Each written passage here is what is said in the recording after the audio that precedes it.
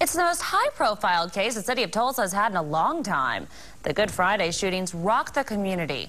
But in less than 2 days, Tulsa police had 2 suspects in custody. And tonight's To The Point, 2 News anchor Russ McCaskey talks with Tulsa Police Chief Chuck Jordan about how the investigation unfolded. Police Chief Chuck Jordan joins us. Thanks for being with us today. You bet, Russ. Let's talk about this case from the Good Friday shootings, as they're being called. Your response, the police department's response, I think a lot of people are impressed how quickly this thing came together. But let's start at the beginning. I woke up Good Friday morning. I saw one of your officers from the north side, I believe it was Dan Miller, talking about the string of shootings. And at that time, you guys didn't have a whole lot to go on. No, we really didn't. It was... we had nothing at that point. Yeah.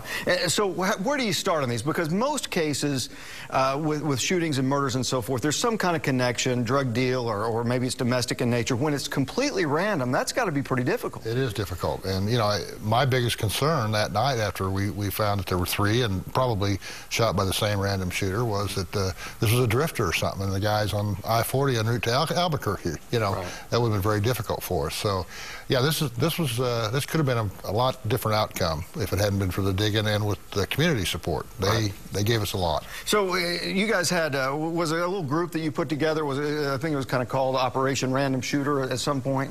Well, initially it was responded to by my fugitive warrant section, which is part of the Marshal's Violent Crime Task Force. And they were on at hour 1. They're a standing unit that are always there. This was a really great operation, but I think people need to know that we throw a lot of resources, and they've had success time after time. The Hicks Park homicides, the homicides up on East Virgin, they're out there doing this almost weekly. Yeah. So. And obviously they do it pretty well because things started to turn around. You said you got some help from the public. Crime Stopper calls, those kinds of things, really gave the investigation some focus. It absolutely did. Yeah. And so when did that start? Was that late Friday?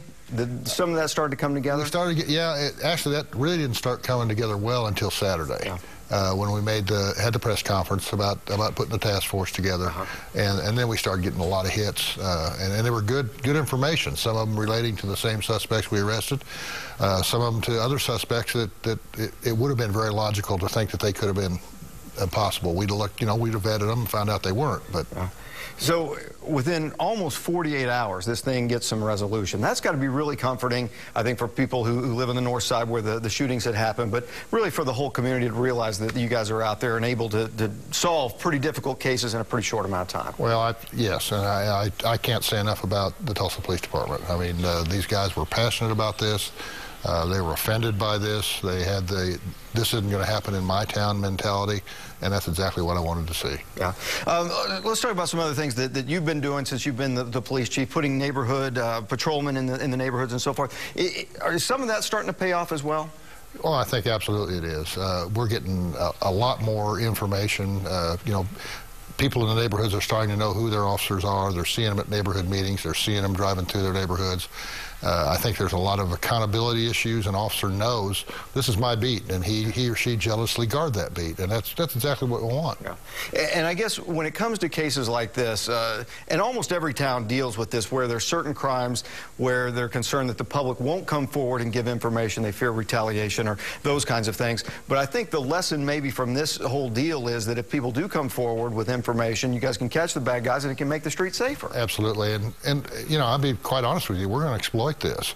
I mean, we've enhanced our trust, I think, to a certain extent with the African-American community, and we're going to do everything possible to show them even more that we can be trusted, that we're working for them as well as Southside. Yeah, and obviously we're getting a lot of publicity about this nationwide. People are looking at this, and one thing that they're not saying is the police department didn't do their job. They're saying the police department did do their job. Yeah, and that's probably a good thing. That's a very good thing. All right, Chief, thanks for joining us today. Russ, thanks for having me.